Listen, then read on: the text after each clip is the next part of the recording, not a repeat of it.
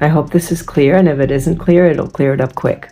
A war on trans women is a war on women. It's not a parallel struggle. It's the same mechanism that controls all women turned up to maximum volume, because trans women don't just challenge the patriarchy, they expose its most fundamental lie. Hi, I'm Misha Vela. I teach women how to move money like a matriarch and create economies that piss off the patriarchy and make them obsolete.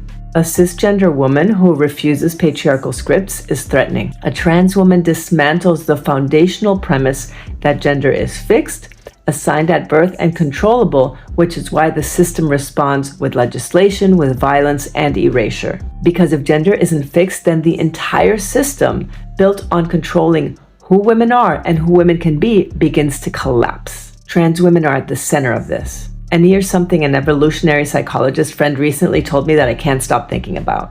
The origin of life was non-binary. For the first billions of years of life on Earth, before the male-female distinction existed at all, reproduction happened through the fusion of same-sex cells. No eggs, no sperm, no binary. The gender binary is not nature's default. It's a relatively late evolutionary development. And even among the species that have it, nature has never enforced it as rigidly as the patriarchy has. There are a spectrum of reproductive strategies that exist in the living world that do not fall neatly into two discrete categories, which means when trans people, intersex, non-binary, and gender-fluid people exist, they're actually expressions of the natural order. The patriarchy invented the rigid binary. Nature never agreed. Nature never agreed that was the case. And this connects directly to everything I teach about matriarchy as the human default, because the same argument applies to both. Matriarchy is not a radical new idea, and neither is non-binary gender. Both are human and biological defaults that existed before patriarchy enforced its own value system as a mechanism of control.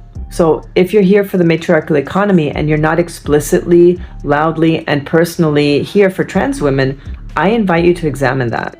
Because you can't build a matriarchal economy that centers some women and excludes others based on who the patriarchy decided was the most threatening. Trans women are the living proof that the category of woman is larger, more fluid, more powerful, and more ungovernable than the patriarchy has ever been able to contain.